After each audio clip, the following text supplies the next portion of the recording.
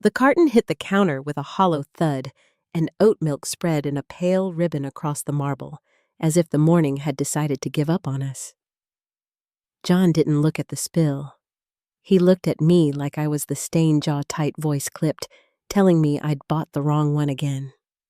It wasn't about coffee. Not really. It never was. It was about the way he needed me to flinch first. The kitchen still warm from toast, and the hum of the dishwasher turned into a stage where I knew my lines apologize men smooth. Instead, I wiped the counter and heard him say that familiar sentence, the one that used to make my chest cave in, "I could leave you anytime." The words didn't stab like they used to. They just settled in the air with the same tired weight as last week's laundry. I felt the handle of the dish towel in my hand and the quiet decision forming under my ribs like steel. Before I go any further, tell me where you're listening from and what time it is for you right now. Your comments help more people find stories like this, and if you want more true family dramas where dignity wins in the end, tap like and subscribe so you don't miss the next chapter. My name is Corey, 31, the kind of woman who can make a budget sing and a grocery list feed a household for a week without anyone noticing the coupons tucked between the pages. I grew up in Dayton with a mother who believed love was mostly the small chores you did before anyone asked, and a father who fixed Saturday squeaks with a coffee can of nails, patient and quiet. We didn't make speeches at my house. We set the table, we showed up, we stayed. When I met John at a summer outdoor concert, he was all sunlight and easy charm, a grin that made strangers hand him the aux cord, the kind of man people followed with their phones because he turned ordinary corners into good lighting. He was fun. Where I was steady loose, where I was careful. An easy laugh that felt like a reward for all the years I'd kept my edges tucked in. We decided to split rent after a year, which in practice meant I paid first, and he caught up when brand deals cleared. It didn't seem unfair at the time. I had a reliable salary and a taste for practical things, while he treated life like a set waiting for wardrobe. We were a picture in our building's elevator mirror. My work tote, and sensible flats his camera bag, and perfect hair two people who looked like balance. On Sundays, we walked to the farmer's market and he laced his fingers through mine, telling followers about the little rituals that kept us grounded, while I quietly calculated our week in my head: utilities due, Thursday groceries, Monday, mom's birthday gift, next paycheck. Harmony, I learned, can be a soft blanket that hides a slow leak. The first rip in that blanket was small enough to ignore. It was the morning he sulked because I bought the wrong creamer. Then the day he joked to his sister that I'd never survive without him, and later the night he shrugged off a late message with a smile that said I shouldn't be so serious. I told myself it was stress or timing, or the way men reach for easy jokes when they're tired.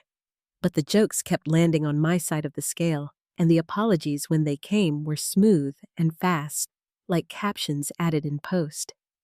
I started waking before my alarm the quiet hour, when the apartment still smelled like detergent and sleep, and I'd feel the weight of something I couldn't name sitting at the end of the bed like an uninvited guest. I believed for a long time that if I kept things even, he'd stop leaning on that line, the one that made me check my savings and my heart in the same breath. Then came the morning of the oat milk, the slam on the counter, the sentence spoken as casually as a weather report. I watched the spill curve around the base of the coffee mug and realized the fear wasn't about being left.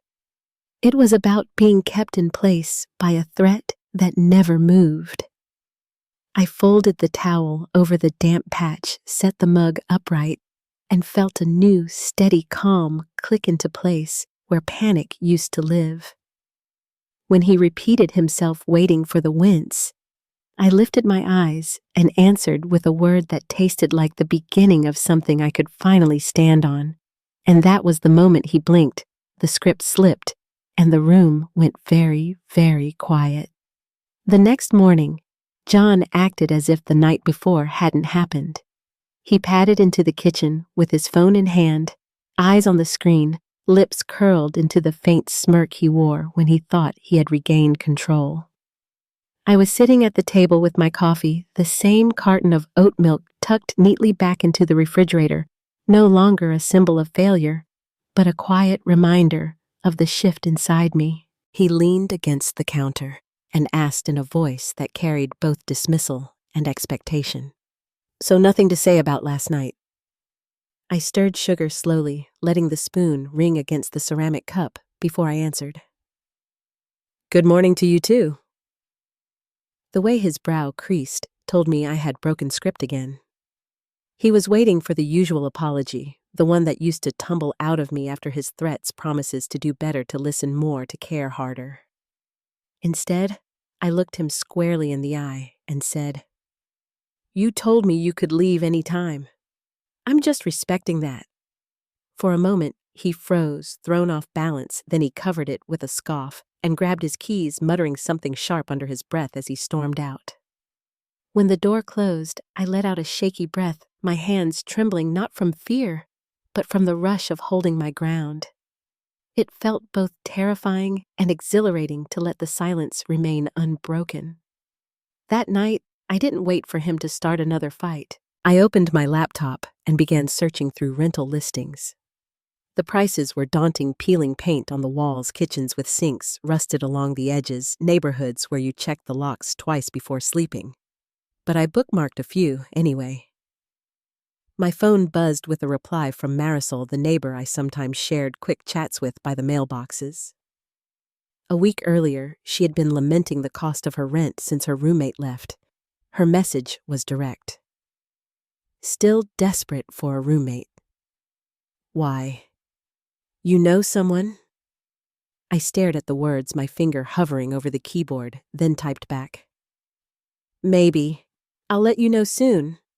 Hitting send felt like striking a match in a dark room. The following day, John was sprawled on the couch, scrolling through his phone when I slid my laptop toward him with a casual hand. "Look at this place," I said, keeping my tone light. "One bedroom, $650 a month, move-in ready." His eyes flicked to the screen, narrowing as he realized what he was seeing. "What's this supposed to mean?" he asked. I leaned back in my chair and sipped my coffee. "Just an option. Since you said you could leave any time, I figured I'd help with logistics." The way his jaw tightened betrayed the panic behind his mask. He snapped, "Are you kicking me out?" I shook my head. "No, I'm simply facilitating what you keep saying you'll do." He slammed the laptop shut, muttering about how I was insane, and retreated to the bedroom. Yet the seed had been planted. Later that evening, he tried a new approach. "Babe," he called from the kitchen. I made dinner. I looked up to see reheated pizza, the box still sitting on the counter. "Thanks," I said evenly. "But I already ate at work." His head jerked up. "You never eat at work." I shrugged and lied easily. "Started meal prepping. Helped save money." His eyes narrowed. "Saving for what?" I gave him a small smile and answered, "Life changes." That was the first time I saw something flash in his eyes, fear disguised as suspicion, panic buried under irritation. By the third day, he escalated again. I woke to the smell of bacon and eggs, the first breakfast he had cooked in months. He greeted me with a forced smile, apron tied sloppily around his waist. "Thought you'd like a nice start to the day," he said, placing a plate in front of me. "Thank you," I replied, cutting into the toast. Relief softened his face. "Maybe we could spend the day together like old times," he offered. I didn't even glance up. "I can't," I said. "I promised Marisol I'd help her move some furniture." His fork clattered against his plate. "Since when do you hang out with Marisol?" he asked sharply. I looked at him with feigned innocence. "Since she might need a roommate." His face drained of color. "You're not moving in with her, are you?" I buttered my toast slowly. "Not me, but I figured someone who says they could leave any time might be interested." His lips parted, searching for words, but nothing came out. He shoved back his chair and stormed from the room. I hid my smile behind my coffee cup, savoring the first taste of freedom in years. By the fourth day, the apartment felt like a storm waiting to break. John moved around me with exaggerated calm, but his glances betrayed him quick searching, desperate for me to fold. That evening, I returned home to the smell of roasted chicken and garlic mashed potatoes, my favorite dish candles, flickering on the table. John stood in the kitchen apron tied again, grinning wide. "Surprise," he said, lifting the lid from the serving tray. "I thought it would be nice. We could reconnect." I removed my coat, hung it neatly on the chair, and said, "That's thoughtful, but I already ate." His smile froze disbelief creeping into his eyes. He tried to cover it with laughter, but I had already turned away. The absence of my forgiveness was louder than any argument we had ever had. The weekend brought yet another tactic. I walked into the living room to see his phone buzzing nonstop with messages from women I didn't know. He looked up at me with a sly grin. "Just friends," he said, showing me a text from someone named Jenna. "She says I look stressed, wants to grab coffee later." Sweet of her, huh? I took a slow sip of tea and said calmly, "Then go." His smirk faltered. "You don't mind?" I shook my head. "Why would I?" "You said you could leave any time. If coffee with Jenna helps, who am I to stop you?" He stared at me, waiting for jealousy for a crack in my calm. Instead, I turned back to my book. That night, he came home slamming the door, muttering curses, furious not at my anger, but at my indifference. On the 7th day, his sister Maya called. Her voice was sharp, defensive, the way someone sounds when they have only heard one side. "Corey, what are you doing to John?" she demanded. "He's freaking out, says you're being cold and cruel." I folded a shirt neatly before answering. "I'm just taking him at his word." She hesitated. "What do you mean?" I said softly. "He says he could leave any time." I told him I'd support that choice. Silence stretched through the line before she sighed. "You know he doesn't mean it. That's just how he vents." I bit back a bitter laugh. By threatening to walk away from the person who loves him? The silence deepened heavy and uncomfortable. "Maybe you could just be a little more patient," she tried. I closed my eyes, letting years of swallowed apologies rise to the surface. "I've been patient for 2 years," I said. "My patience has run out."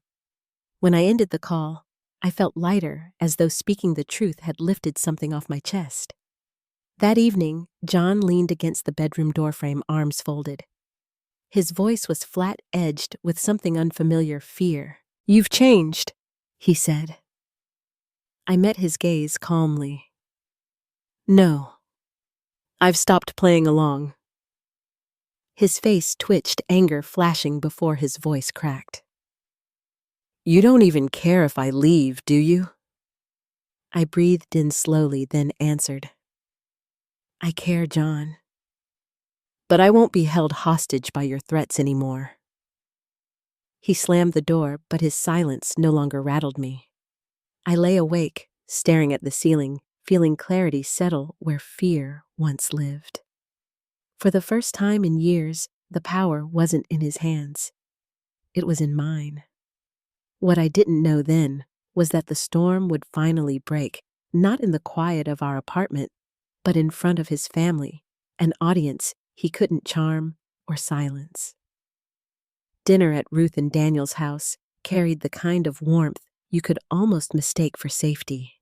Their small dining room smelled of rosemary and slow-cooked beef, the table set with mismatched candles and cloth napkins folded neatly at each place. John slipped his arm around my waist as we walked in his grip, just a little too firm, his smile a little too wide.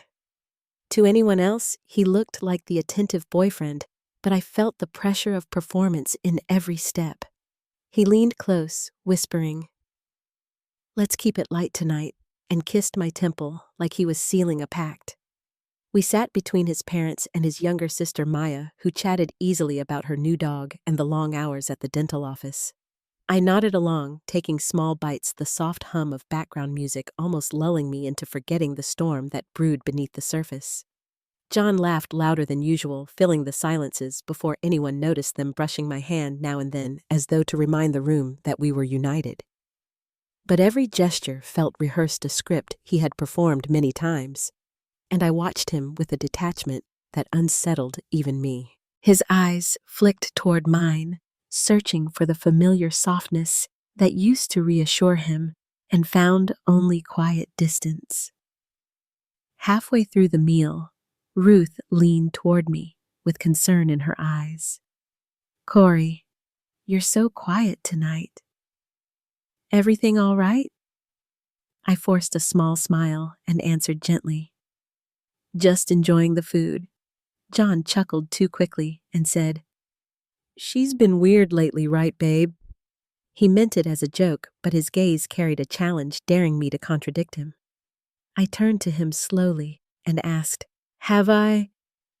For a second, his face faltered, then he recovered with a forced laugh. "I mean, you've been distant. Trouble in paradise, huh?" The room quieted just enough for the air to change. I laid down my fork carefully, the weight of the silver making a soft tap against the plate. "We're perfect," I said evenly. "At least, that's what you like to tell people." Maya tilted her head, confusion clouding her expression. "So, which is it, perfect or not?" John laughed again, but it sounded hollow. "Well, you know me. I always remind Corey I could leave any time. Keeps her on her toes." The words slipped out so casually, as if he had forgotten that not everyone accepted them as harmless. Silence settled like a curtain across the table. Daniel's fork clinked sharply against his plate as he set it down. "You what?" he asked, his voice low and edged with disbelief. John stammered. "It's just a joke, playful banter." Ruth's brows pulled together.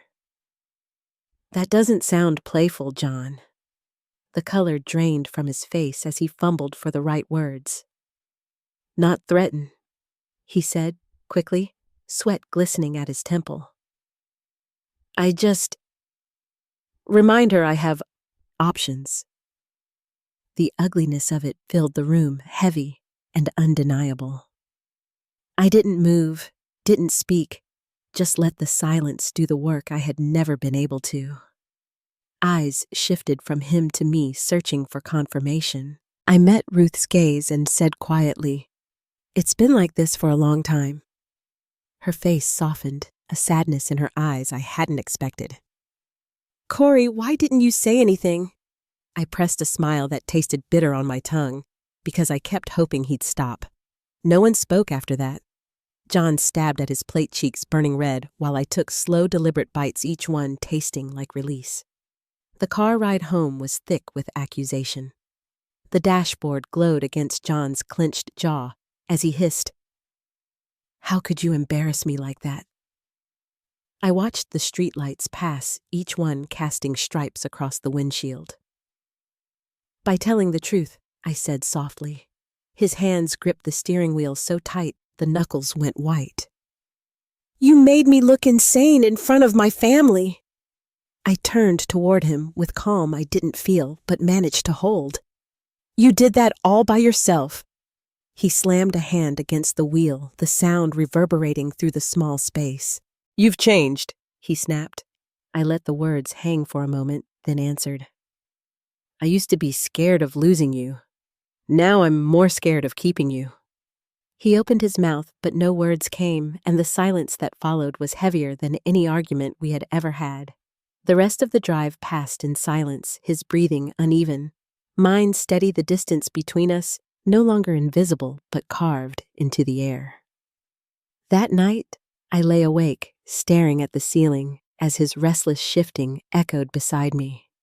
I thought of Ruth's pitying eyes, Daniel's disappointment, Maya's quiet confusion. For once, they had seen the truth unvarnished, unhidden. I hadn't defended him, hadn't smoothed it over, and there was no taking it back. Instead of guilt, I felt a strange calm spread through me, as though the secret I had carried alone had finally been set down. John's mask had cracked, and he knew it. The morning came with drawers slamming and the sound of shirts tossed carelessly into a suitcase. When I stepped into the bedroom, he didn't look at me, just said loudly, "Guess I'll start packing. Clearly you don't want me here." I leaned against the doorframe, arms folded, voice steady. "Need some boxes? I can call the storage place down the street." He froze, a sock clutched in his hand, his head turning slowly in disbelief. "You're offering me boxes?" I nodded. "Of course. You've said 100 times you could leave any time. I figure I should be supportive." The performance faltered. For hours, he stomped around sighing loudly, pausing dramatically at the doorway, as though waiting for me to stop him. I didn't. I folded laundry in the living room and hummed softly, letting him hear my indifference. Eventually, he stormed out with his suitcase slamming the door behind him. An hour later, he returned muttering about forgetting his charger, the suitcase still untouched by the door. I didn't look up from my book. That evening, he sank onto the couch beside me, his voice softer, almost pleading. "Corey, do you really want me to go?" I closed my book slowly and said, "John, you've been telling me for years you could leave any time. I'm just taking you seriously." His face crumpled, voice cracking. "But you're supposed to fight for me. That's how this works." I tilted my head. "No, John. That's how you made it work for you." He recoiled as if my words had struck him, the silence that followed deeper than any we had ever shared. In that silence, I understood something I hadn't been ready to face before. The fear that once held me in place had lost its grip. His threats no longer bound me. He could pack, stomp, curse, or plead, but the balance had shifted. And in that shift, I began to glimpse the possibility of a life where I wasn't walking on eggshells, waiting for the next storm. What I didn't yet realize was that he hadn't run out of tricks, only out of the ones that used to work. The last cards he had to play would be reckless, desperate, and public, and I would have to decide whether to stand firm or let him drag me back into the shadows. The days after that dinner blurred into a routine I had never known before, silence without fear.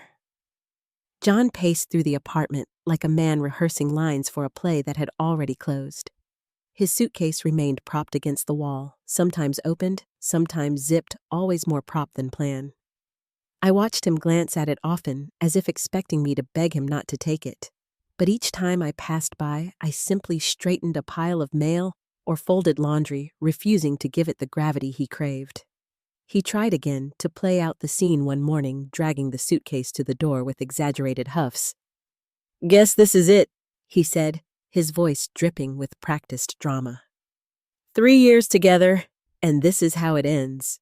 I looked up from my laptop and asked mildly, "Do you need the number of a mover? My friend used a reliable one last month." His face twisted with disbelief, the lines around his mouth sharp.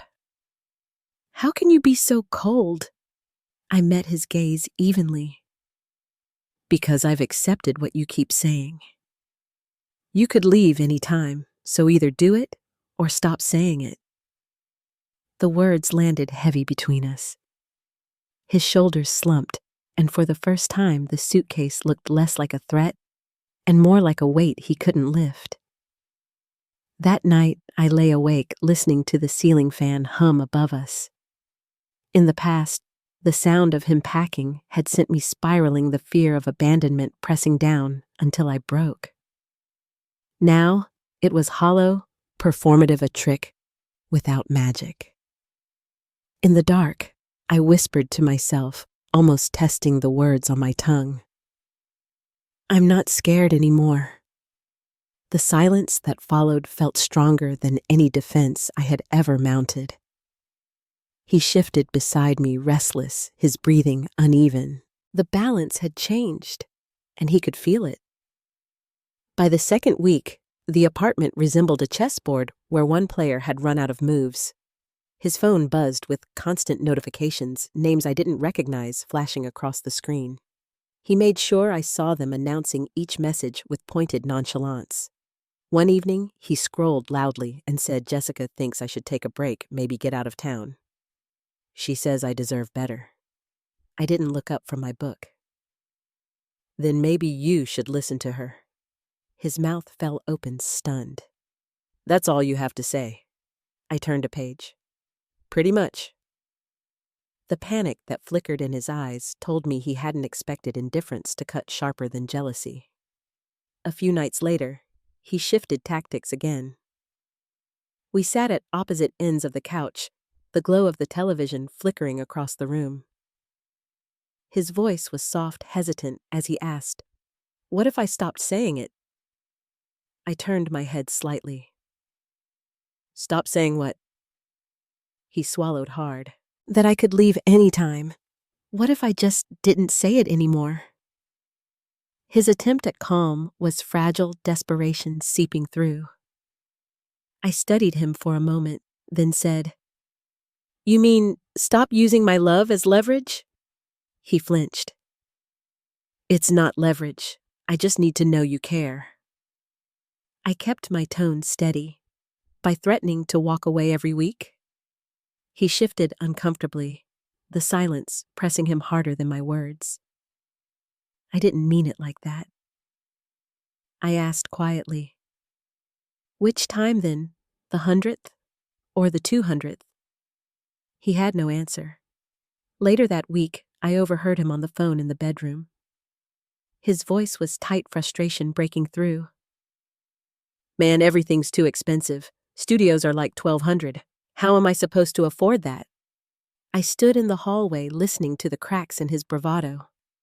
His influencer gigs barely covered his car payment, and we both knew who carried the rest.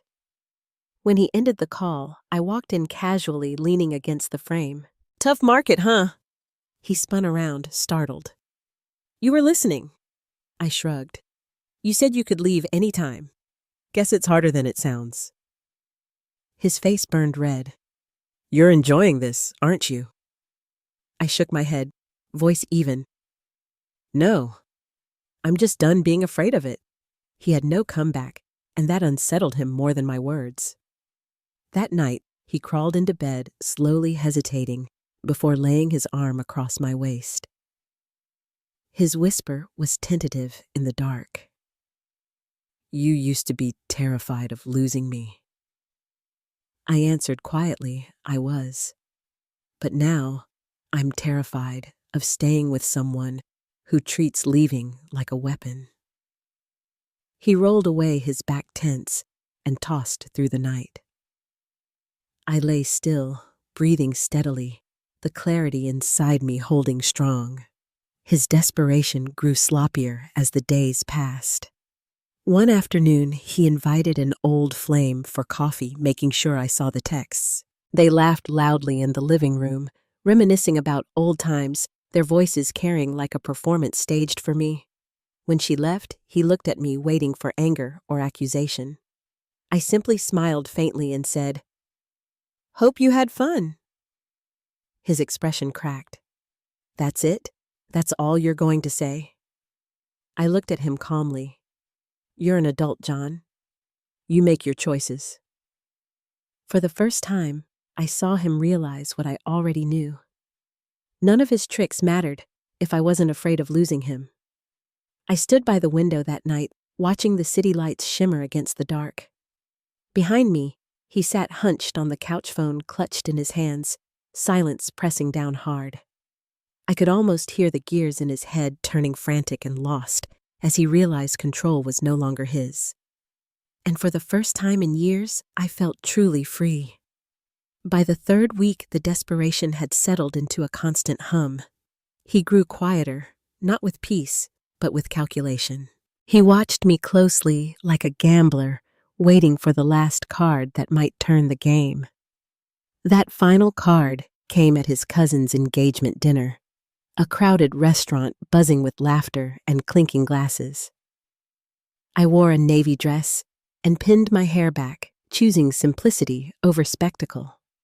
John kept a hand at the small of my back, whispering compliments that felt rehearsed. At the table, his aunt leaned across with a smile. "So, Corey, are you and John thinking about marriage anytime soon?" I opened my mouth, but John cut in with a laugh. Just a little too loud. "Oh, marriage isn't really our thing. I remind Corey all the time I could leave anytime." The words tumbled out of him like habit too ingrained to stop, and this time they didn't land in private. They landed in silence. Forks paused midair, smiles faded. His cousin blinked, his aunt's brow furrowed. "What do you mean by that?" his uncle asked. John stammered, "It's just a joke." But the laughter didn't come. "Doesn't sound like one," his mother murmured, her voice edged with concern. I lifted my water glass, letting the silence grow heavy around him. Finally, his cousin shook his head. "That's messed up." "Why would you say that to someone you love?" John's face turned crimson. He reached for my hand under the table, but I pulled it back gently, folding it into my lap. The rest of the meal he stumbled through conversations, laughter hollow, his mask cracking under the weight of what others now saw clearly. The ride home was thick with fury. His hands gripped the wheel, his jaw clenched. "You humiliated me," he spat. I kept my eyes on the passing lights. "You humiliated yourself." "I just didn't cover for you this time." His knuckles whitened. "You used to defend me." I looked at him, my voice quiet but steady. "I used to believe you would change. Now I believe you won't." The words landed with finality, and he drove the rest of the way in silence, the only sound the hum of tires against asphalt. When we got home, I found him in the bedroom, actually packing this time. Not the dramatic stomping or sighs, but real folding, neat stacks of shirts, toiletries placed carefully in a zip bag. I leaned against the frame, calm as ever. "So, you're really doing it?" His back stiffened. "I saw your apartment listings," he said, finally his voice low. "The ones you bookmarked, studios, 1 bedrooms, all for one person." I nodded. "Yes." He turned, eyes searching mine. "You weren't looking for me. You were looking for you." I stepped into the room, my voice steady. Why would I plan a future with someone who always has one foot out the door? His throat tightened as he swallowed, his voice cracking. "I didn't mean it, Corey. Not really. I just wanted to know you cared." I held his gaze. "If you have to threaten to leave to feel loved, then you never trusted my love in the first place." His eyes shone with a mix of anger and grief. "You're done. You're actually done." I didn't flinch. "I've been done since the oat milk fight. It just took you this long to notice." He dropped his eyes, zipped the suitcase shut, and left that night. What followed would test whether my calm could hold steady once the begging began, because his absence wasn't an ending. It was only the start of a new performance, one where I finally held all the lines. The first night without John felt strangely quiet. I half expected the sound of the key in the lock, his dramatic sigh as he entered the suitcase dragged across the floor like an accusation. Instead, the apartment hummed softly with the ordinary refrigerator clicking pipes, knocking faintly in the walls, the rhythm of a space finally at peace. I curled into bed with the lamp on low and realized the air no longer felt heavy. His absence wasn't an ache, it was an opening. For several days there was nothing. Then the messages started. At first, just one. I made a mistake. I read it without reply. The next day, Tony's a creep. He just wanted to use me. Then another. Please let me come home. I swear I'll never say it again. His words tumbled into my phone like rehearsed lines, desperate apologies strung together with promises I had heard before. I placed the phone face down on the counter and brewed coffee with the same oat milk he once mocked, savoring the taste of calm. By the end of the week, his texts grew longer, shifting between pleading and anger. One message swore I was the best thing that had ever happened to him. Another accused me of being cold, heartless, ungrateful. I answered none of them. The silence seemed to unnerve him more than any argument could. I kept my phone on silent at night, sliding it into the drawer of the nightstand so the vibrations wouldn't break my sleep. For the first time in years, I slept without dreams of doors slamming or suitcases waiting by the exit. Then one evening, I stepped into the lobby after work and saw him. His shoulders hunched, hair unkempt, the shine of his confidence dulled.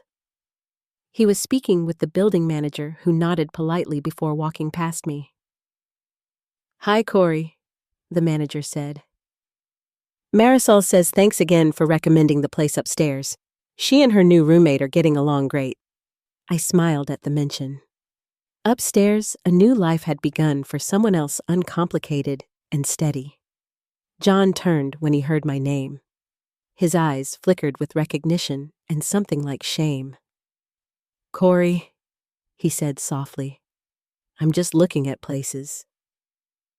I nodded, keeping my voice polite but cool. "That's good.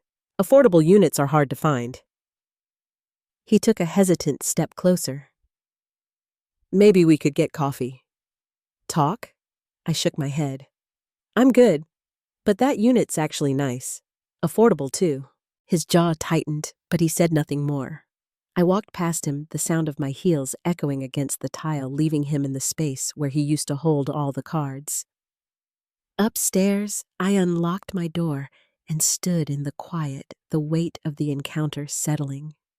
His absence wasn't only freedom, it was proof that he had never been the one holding us together.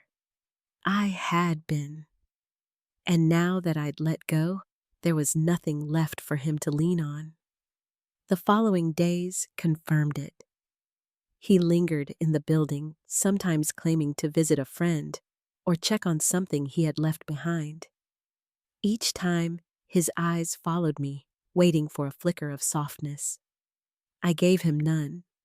Instead, I filled my time with small acts of rebuilding. Saturday mornings with Marisol, helping her carry groceries up the stairs. Evening walks by myself, headphones in, savoring the rhythm of my own steps. Even lunch breaks at work felt lighter, the absence of constant anxiety opening space for laughter I had forgotten how to share. One evening my phone buzzed with a final attempt. "You used to fight for me. Why won't you? Now." I stared at the words for a long moment, then typed a single sentence. "Because I finally remembered how to fight for myself." I deleted it before sliding the phone back into the drawer. Some truths were better lived than spoken. Weeks passed, and the silence grew comfortable. The texts stopped, the sightings in the lobby ceased, and the suitcase that had once been a weapon of control became nothing more than a memory. I realized my first steps toward revenge hadn't been loud or cruel.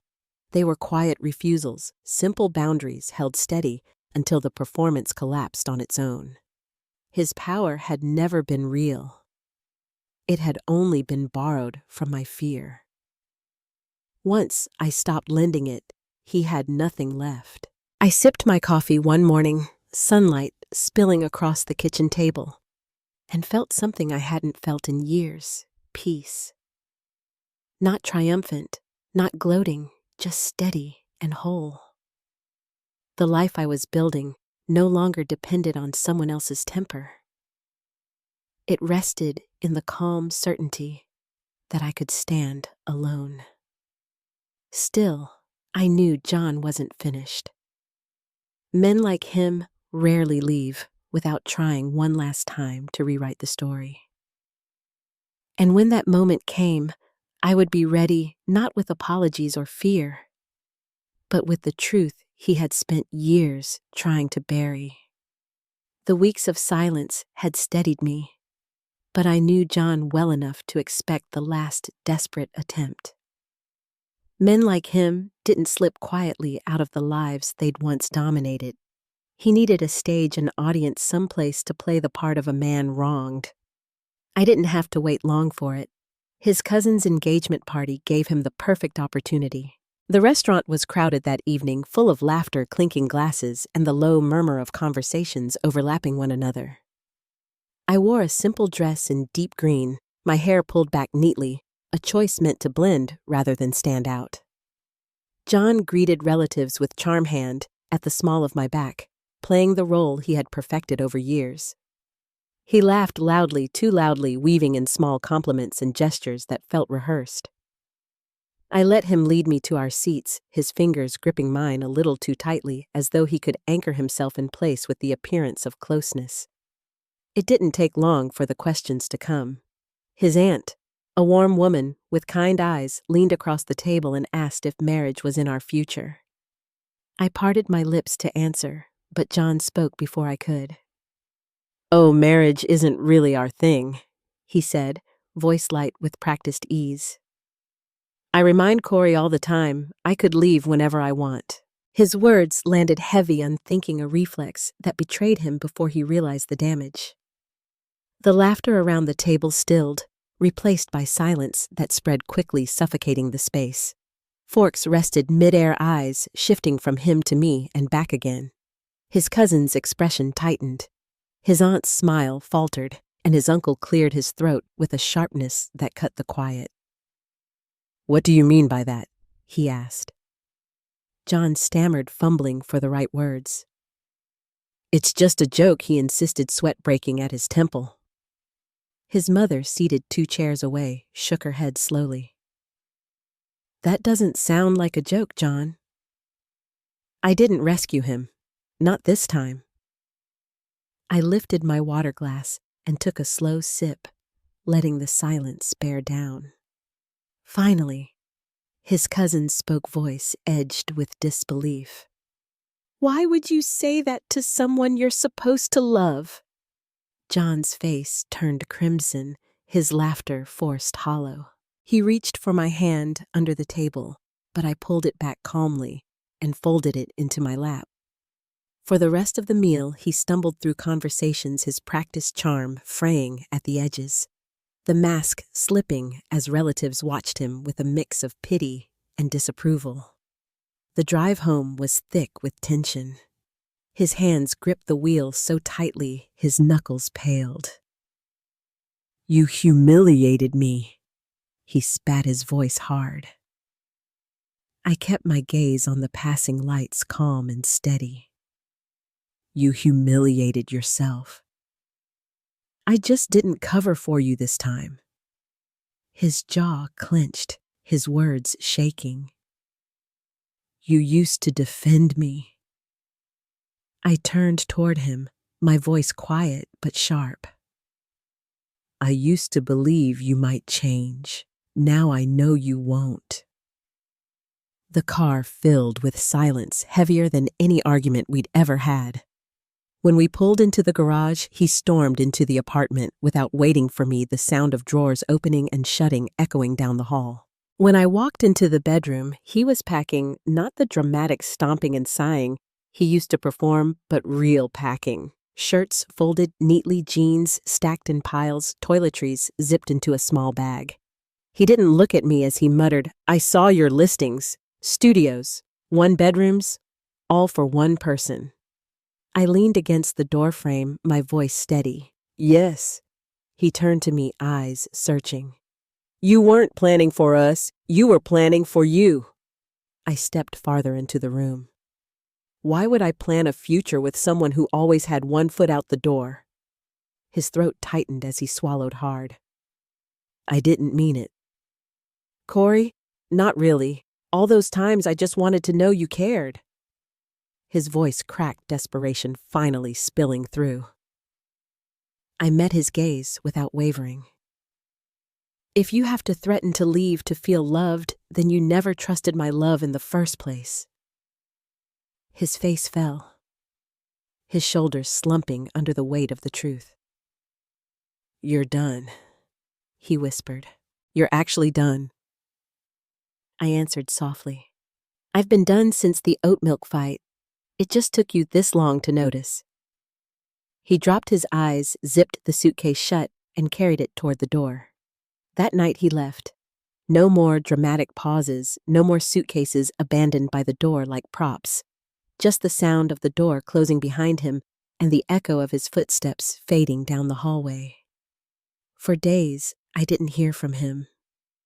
I moved through the apartment with a steadiness I hadn't felt in years, pouring coffee each morning without waiting for criticism, slipping into bed at night without the weight of restless pacing beside me.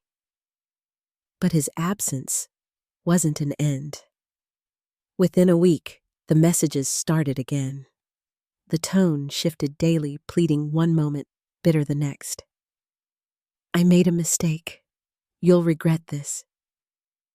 Please let me come home. You never cared." The words arrived in waves, but I met each one with silence.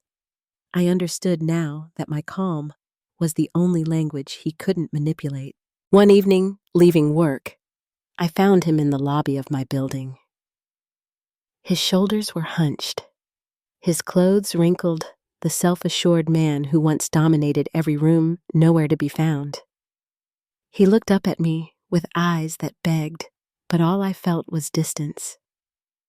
"Corey," he said, voice low, "maybe we could talk. Just one coffee." I shook my head gently. "No. But good luck with the place you're looking at. Affordable units are rare." The building manager walked by smiling. "Ms. Morrison Marisol says thanks again for helping her find a roommate. They're settling in great upstairs." I nodded. "Glad to hear it." John blinked, realization settling on his face. You set her up with someone else." I gave a small smile. "I told you some people follow through." His mouth opened as if to reply, but no words came. For once, he had no script, no threat, no leverage. I walked past him up the stairs to the life I had begun building, my heels tapping steadily against the steps. His last cards had been played, but I knew there was more to come. Men like John didn't simply fade. They tried again, circling back in new ways, desperate to rewrite the ending. And when that happened, I would be ready with the truth he had always feared exposed for everyone to see. The weeks after John's final attempt to linger in the building unfolded with an almost eerie quiet. He vanished from the lobby, stopped sending messages, and left no trace except the faint echo of his desperation. I filled the silence with routines that steadied me, morning walks before work dinners shared with Marisol, quiet evenings where I read until the lamplight softened into sleep. I thought perhaps he had finally accepted the truth that I had stepped out from under his shadow for good. Then came Ruth's birthday dinner. Her invitation had been warm, handwritten on a floral card, the kind of gesture that felt genuine. I hesitated at first, but something in her words, "We'd love to see you," felt separate from John. When I arrived, the living room glowed with candles, the table set with simple grace, the smell of roast chicken filling the air. Ruth greeted me with a long hug, Daniel with a steady hand on my shoulder. For the first time in months, I felt a sense of family that wasn't tangled with control. John arrived late, wearing a shirt too crisp for comfort. His smile stretched tight. He kissed his mother on the cheek, shook his father's hand, and nodded at me without a word. All through dinner, he spoke louder than anyone else, telling stories that wove him into the center of every memory, trying to reclaim a version of himself that no longer existed. I sat quietly answering Ruth's questions about work, listening to Maya laugh about her new dog, feeling the ease of their company, even as he tried to dominate the table. It happened without warning. Halfway through dessert, John leaned back in his chair, a smirk tugging at his lips. You know, he said lightly, Corey has been distant lately, but I remind her all the time I could leave whenever I want. His words landed like a stone dropped into still water ripples spreading across every face at the table. Forks paused, conversation froze. Ruth's eyes widened. Daniel's jaw tightened, and Maya shook her head slowly. Disbelief written clear. The silence was thick, and I didn't rescue him. I simply set down my fork and folded my hands in my lap. Daniel spoke first, his voice sharp and steady. That's not love, John. That's manipulation. Ruth's voice followed soft, but edged with disappointment. How could you speak to her like that? And in front of us, John's smirk faltered, his eyes darting to mine, searching for the defense I used to provide. I offered none. I felt the weight of their judgment shift, no longer pressing on me, but squarely on him. For years, I had carried the burden of his threats, kept them private, smoothed them over so no one would see. Now, the truth stood naked at the table, undeniable. John stammered, insisting it was just a joke, just banter, but no one believed him. Ruth's hand trembled slightly as she reached for her glass. Daniel leaned back in his chair with a look of weary disappointment, and Maya's lips pressed thin, her eyes fixed on him with quiet anger. The rest of the meal passed in a heavy quiet. John picked at his plate, his cheeks flushed while I savored each bite slowly, calm, settling over me like a blanket. For once, I wasn't the one holding a secret. The drive home was worse for him than for me. His hands gripped the wheel, his voice trembling with fury. You made me look insane in front of my family, he hissed. I kept my eyes on the passing lights. You did that all by yourself. He slammed the steering wheel with his palm, the sound reverberating through the car. You've changed, he snapped. I turned my face toward the window, watching the city blur by. I used to be scared of losing you. Now I'm more scared of keeping you. His mouth opened, then closed again, words failing him for the first time. The rest of the ride was silent, his fury filling the car like smoke, while I breathed steadily through it. At home, he began pacing, pulling clothes from drawers, tossing them into the suitcase that had waited like a stage prop for months. But this time, the movement was deliberate, final. He zipped the bag with force and stood at the doorway, his eyes wild, his voice breaking. Is this what you want? For me to go? I folded a shirt and placed it neatly on the arm of the couch. You've been saying it for years. I think it's time you meant it. He lingered in the doorway, waiting for panic, for tears, for the pleading he had always counted on. None came. Finally, he stormed out, the sound of the door closing behind him sharp, but not frightening. I sat in the quiet, the hum of the refrigerator, steady my own breath, calm. The performance was over, and the audience had turned against him. In the days that followed, I received calls from Maya and Ruth, their voices filled with both concern and apology. Maya admitted she had always thought his words were just frustration, never realizing how constant they had been. Ruth's voice trembled as she said, You should never have had to endure that. We should have seen it sooner. I thanked them, gently, reassured them. I was fine, though the truth was, I felt more than fine. I felt free. John had built his power on the silence I maintained, on the way I carried the weight for both of us. By letting the truth sit in the open, I had taken that power back. His world was crumbling, and this time I wasn't going to catch the pieces. But I knew him well enough to understand it wasn't over yet.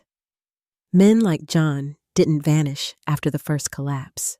They circled back, desperate to reclaim what they had lost. The begging had already begun in texts. The public exposure had stripped away his mask, and all that remained was the final act, when he would try to return, not with threats, but with promises he couldn't keep. And when that happened, I would be ready. When John finally walked out with his suitcase, something inside me settled for good. The echoes of his threats no longer haunted the apartment, and the silence that followed was not heavy, but calm.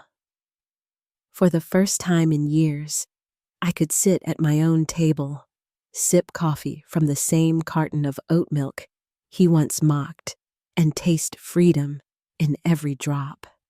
His absence was not a loss. It was the return of a life I had almost forgotten was mine. In the days that followed, the calls from his family brought both comfort and sadness. Ruth apologized softly, her voice trembling as she admitted she should have asked more questions. Daniel said simply, "You deserved better, and you handled yourself with dignity." Even Maya, who had once tried to excuse his behavior, told me she finally understood what I had endured. Their words didn't erase the years of silence I had carried, but they reminded me I was no longer alone with the truth. John did try once more. A message slipped into my phone late one evening. "I see what I had now. Please let me come back." But there was no power left in those words. I didn't reply, not because I wanted to punish him, but because I had nothing left to give to a man who had treated my love as leverage. He had shown me who he was again and again, and I finally believed it. Slowly, I filled the spaces he once occupied with pieces of myself I had neglected. I spent weekends helping Marisol decorate her new apartment, her laughter filling stairwells that had once carried the sound of his anger. I began taking evening walks, noticing the way the air cooled just before dusk, the smell of cut grass drifting across the sidewalks.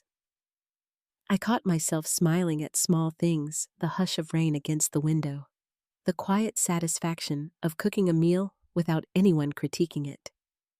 These moments, ordinary and steady, became the foundation of a life rebuilt.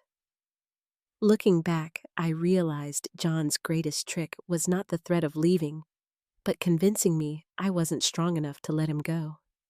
The truth was, I had carried us all along. I paid the bills, held the peace, and bore the weight of his moods, while convincing myself that was love. When I finally stopped carrying it, everything collapsed, but only for him. For me, it was the beginning of something new. I won't pretend the ending was triumphant in the way stories sometimes are. It was quieter than that. Justice came not through shouting matches or dramatic ultimatums, but in simple refusals, in letting the truth sit in the open until it spoke louder than I ever could. My revenge wasn't loud or cruel. It was the calm dignity of stepping out of a game I never agreed to play. If there's anything I've learned, it's this love that depends on fear isn't love at all. Real strength comes not from clinging to someone who threatens to leave, but from standing firm in the knowledge that your worth isn't measured by their approval. Sometimes the most powerful thing you can do is refuse to beg, refuse to bend, and simply let silence do the work. So when I think of John now, I don't feel bitterness. I feel clarity. He wanted me to believe I couldn't survive without him, but the truth was always the opposite. The life I have now, quiet, steady, mine proves it. Before we close, I'd love to know, have you ever found strength in simply walking away? Share your thoughts. If you feel comfortable and if these kinds of stories speak to you, stay connected here.